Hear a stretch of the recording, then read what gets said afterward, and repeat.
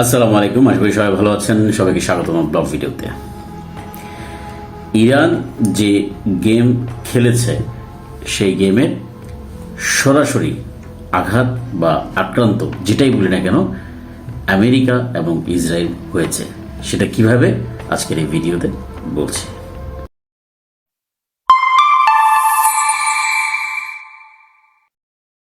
দেখেন, আমরা যদি একদম সরলকরণ করি যে আমেরিকা সামরিকভাবে খুবই শক্তিশালী একটি দেশ, কিন্তু তারা স্ট্র্যাটেজিক্যাল যে মিস্টেকের কারণে তাদের কিছু হিস্ট্রি রয়েছে। ভিয়েতনাম এবং সর্বশেষ আফগানিস্তান ২০ বছর যেই আগ্রাসন তারা চালিয়েছিল আফগানিস্তানে, পরিসমাপ্তিটা খুবই লজ্জাজনক হয়েছে, যদিও তাদের কিন্তু সেই লজ্জা নেই।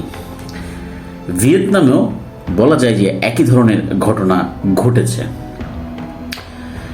এখন আমি যদি একদম সোজাসুজি বলি, আমেরিকাকে সত্যিকার অর্থে ইসরায়েল এখানে ধরে নিয়ে এসছে। রাজনৈতিকভাবে একটা প্রভাব আমেরিকার রয়েছে ইসরায়েলের। আইপ্যাক নামে একটি সংস্থা, যেই সংস্থার মাধ্যমে মূলত এই ফান্ডিংটা করা হয়, আমেরিকা যত প্রেসিডেন্সিয়াল যত নির্বাচনের যত খরচ এই আইপ্যাক করে। এই আইপ্যাকই মূলত রাজনীতি কন্ট্রোল করে আমেরিকার। সেই জায়গা থেকে তাদের একটা কমিটমেন্ট আছে যে ইসরায়েলের সার্বভৌমত্ব রক্ষা করতে হবে, ইসরায়েল রাষ্ট্রের সার্বভৌমত্ব রক্ষা করতে হবে, ইসরায়েল রাষ্ট্রকে টিকিয়ে রাখতে হবে।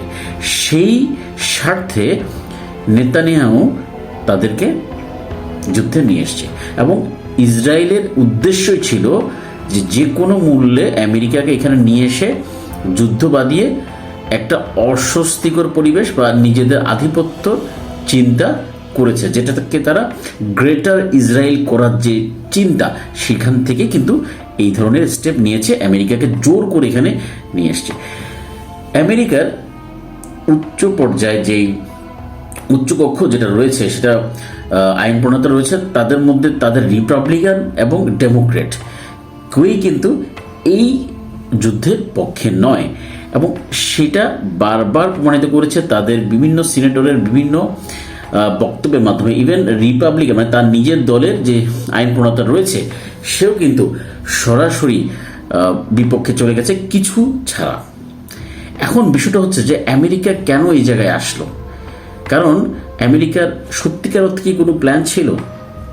আলোচনা কথা বলে কেন হামলাটা করা হলো? এবং হামলা করার পরে ট্রাম্প কিন্তু বারবার বলছে এখনো আলোচনা সুযোগ রয়েছে, কিন্তু ইরান থেকে এটা প্রত্যাখ্যান করাচ্ছে এই কারণে যে তোমরা আমার নেতাকে হত্যা করে এখন কোনো আলোচনা বসার কোনো সুযোগ নেই। আমরা কিন্তু আর বারবার বলেছি যে আমরা আলোচনা করতে চাই, তোমরা সে কথা শুনোনি, কিন্তু তোমরা আমার নেতাকে হত্যা করে ভেবেছিলে যে নেতাকে হত্যা করলে রিজিম চেঞ্জ হয়ে যাবে। বিষয়টা হচ্ছে যে আইআরজিসি কিন্তু একটা এমন শক্তিশালী অবস্থা, ইরানের একটি সামরিক বাহিনী থাকার পরও আইআরজিসি একটি আলাদা বলা যায় যে শক্তিশালী সংস্থা, যেটার মাধ্যমে পুরো ইরান এখন কন্ট্রোল হয়। শুধু একজন সর্বোচ্চ নেতাকে মেরে ফেলে রেজিম চেঞ্জ করা যাবে বিষয়টা এমন নয়। 40 বছরের যে বিশাল সময়, 40-45 বছরের যে বিশাল সময়, এর মধ্যে কারণ ইরান বুঝে গেছে যে তাদেরকে এমন একটি ফাংশনাল স্ট্রাকচার দ্বারা করাতে হবে যার মাধ্যমে একজন চলে গেলে এবার পরবর্তী অবস্থাকে যেন সে শক্তিশালী অবস্থায় নিতে পারে, এবং সেটাই তারা করেছে। সেই জায়গায় বর্তমানে আমেরিকার যে স্ট্র্যাটেজিক্যাল মিস্টেক, যেটা জোর করে ইসরায়েল নিয়ে আসা এবং বিলিয়ন বিলিয়ন ডলার, আজ পর্যন্ত প্রায় $200 কোটি খরচ হয়ে গেছে। খরচটা কিভাবে হয়েছে? একদম তার মধ্যে বিশাল একটি অংশ, যেটা আমরা বলতে পারি ইন্টারসেপ্টার যেটা ইউজ করা হচ্ছে, তা ইরানের মিসাইল রক্ষা করার জন্য, মিসাইল থেকে রক্ষা পাওয়ার জন্য তাদের বিভিন্ন ঘাঁটি, মধ্যপ্রাচ্যের বিভিন্ন ঘাঁটি এবং ইসরায়েলের দেওয়ার ব্যাপারে যেগুলো খরচগুলো করছে তারা, সেখানে প্রায় বিলিয়ন ডলার খরচ হয়ে গেছে। তার মধ্যে ম্যাক্সিমাম খরচ শুধু ইন্টারসেপ্টারই, কারণ এত পরিমাণে ইরান মিসাইল ছুটছে, সেটা বাধ্য, এটা কোনো উপায় নেই। এবং এমনও আছে যে প্রতি 10-12টার মধ্যে একটি বলা যায় যে তারা ইন্টারসেপ্ট করতে পারছে। তার মানে অনেক টাকা কিন্তু খরচ করছে কিসের বিনিময়ে? খুবই সস্তায় ব্যবহার করা কিছু ড্রোন এবং খুব কম দামি মিসাইলের যে প্রাইস বা যে কস্টিং, সেটার বিপরীতে তারা কি করছে? অনেক টাকা খরচ করে ইন্টারসেপ্টর ব্যবহার করছে। তার মানে এটার মাধ্যমে আমেরিকা অর্থনৈতিকভাবে যে ভয়ানক সিচুয়েশনে পড়তে যাচ্ছে সেটা কিন্তু বলা যেতে পারে। আরেকটা মজার বিষয় বলি, সেটা হচ্ছে যে, এবং ইন্টারেস্টিং, আপনারা সেটা ধরে নেবেন, সেটা হচ্ছে যে সৌদি আরবের বিশাল একটা অংশের জুড়ে মানে পানি শোধনাগার, যেটা কারণ পানির যে সংকট সৌদি আরবে রয়েছে সেটা কিন্তু ইরান ধ্বংস করে দিয়েছে। এবং এটা কিন্তু সৌদি আরব এবং আমেরিকার অবস্থানকে বলা যায় যে একটু দুর্বল করে রেখেছে। এবং সেটা পানি কিন্তু এমন একটা সোর্স, আপনি যেখানেই যে সিচুয়েশন ক্রিয়েট করার চেষ্টা করেন, পানি হচ্ছে প্রথম সোর্স। তাহলে পানিটাতে আঘাত করার মাধ্যমে ইরান স্ট্র্যাটেজিক্যালি অনেক স্ট্রং জায়গায় এসছে। এবং আমেরিকা কিন্তু গুণাক্ষর ভাবে নাই, বা ইসরায়েল গুণাক্ষরে ভাবে নাই তাদের স্ট্র্যাটেজিক্যালি এতটা বিপদে পড়ে যাবে। কারণ ইরান, যদি আমি বলি অর্থনৈতিকভাবে, যদি বলি আমি সামরিকভাবে, সম্মিলিত আমেরিকা এবং ইসরায়েলের হিসাবে খুবই নগণ্য ইরান। সে জায়গায় এতটা কৌশলী ইরান হয়েছে যে কিভাবে এই যুদ্ধটাকে এগিয়ে নেওয়া যায় এবং আধিপত্য বিস্তার করা যায় এই যুদ্ধের মধ্যে, সেটা কিন্তু ইরানের প্ল্যানে পরিষ্কারভাবে ছিল। এবং সেটারই কিন্তু প্রত্যেকটা পুঙ্খানুপুঙ্খভাবে ফলাফল পাওয়া যাচ্ছে। আমেরিকা, শোনা যাচ্ছে, গুঞ্জন আছে যে আমেরিকা হয়তো বা এটাকে বন্ধ করার জন্য চেষ্টা চালাচ্ছে, যত দ্রুত যুদ্ধটাকে বন্ধ করতে তারা চায়, এবং এই জন্য হয়তোবা তারা পিছু হটতে যাচ্ছে, এমন একটা কথা গুঞ্জন রয়েছে।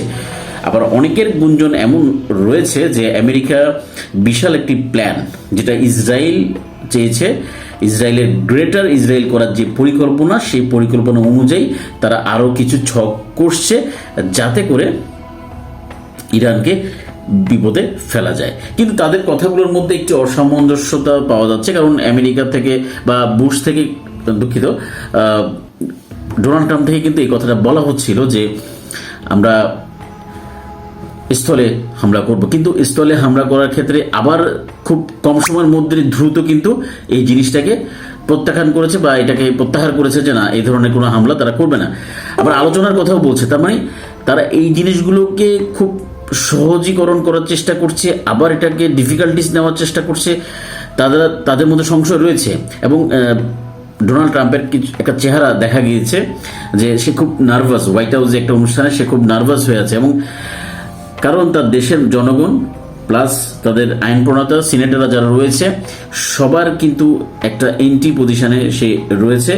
এবং বর্তমান যে যুদ্ধের পরিস্থিতি, সেই যুদ্ধের পরিস্থিতি, প্রথম যে সমস্যাটা সেটা হচ্ছে ব্যয়, দ্বিতীয় যে বিষয়টা হচ্ছে তাদের স্ট্র্যাটেজিক্যাল যে অবস্থান, সেটা কিন্তু ভঙ্গুর হয়ে গেছে।